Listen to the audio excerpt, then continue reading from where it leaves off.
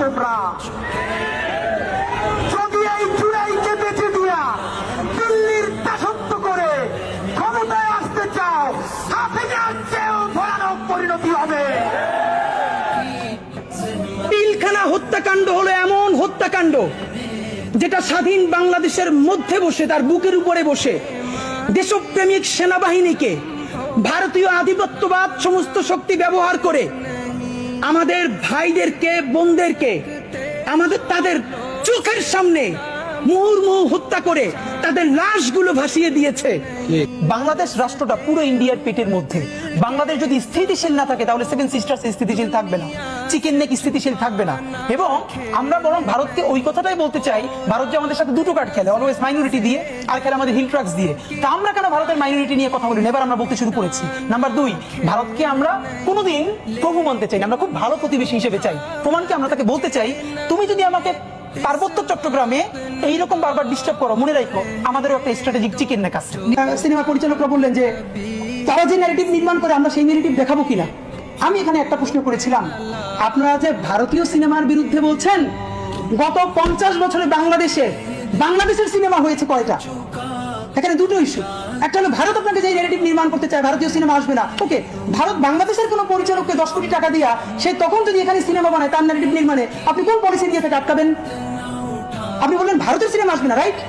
নাসিরউদ্দিন ইউসুফ বাচ্চু তার গেরিলা সিনেমায় দেখাচ্ছে মসজিদের ইমাম সাহেব বের হয়ে যখন হিন্দু নারীদের উপরে আক্রমণ হচ্ছে, সে এসে ফতোয়ার মতো বলছে এগুলো সব নিয়ে যাও, ওরা সব গনিমতের মাল।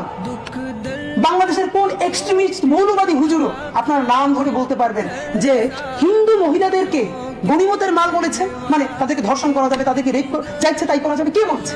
গত 50 বছরে যত সিনেমা হয়েছে, আমি সিনেমায় দেখি, আমি আমার বাপের চেহারা দেখি, যার জ্ঞান তো আমি কোনো অপরাধ করতে বা খারাপ কাজ করতে দেখি নাই, অথচ পুরো সিনেমার সব থেকে বাজে ক্যারেক্টারটা আমার বাপের মুখ। আমার বাপ মানে কোটি কোটি বাঙালি মুসলমান, যার দাড়ি আছে, টুপি আছে। আন্তর্জাতিক কোন আইনে কোন একক দেশ আন্তঃসীমান্ত নদীতে, আন্তর্জাতিক নদীতে একা গাছ নির্মাণ করতে পারে না। অথচ লজ্জার বিষয়, গত 50 বছরের বেশি সময় ধরে ভারত আমাদের 54টি আন্তঃসীমান্ত নদীতে আমাদেরকে না জানিয়ে এই 54টার অন্তত 30টা নদীতে তারা অসংখ্য বাঁধ নির্মাণ করেছে। ট্রানজিট এবং করিডোরের পার্থক্য কি যেন?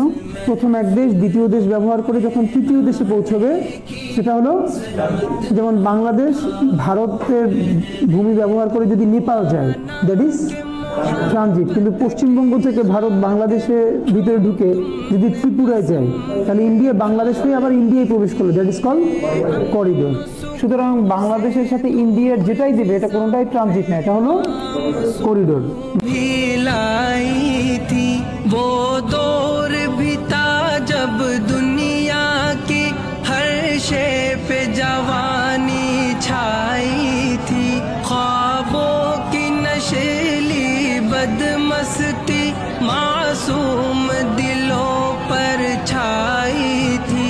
लेकिन वो जमाना दूर गया, अब याद न आओ रहने दो, जिस राह पे जाना लाजिम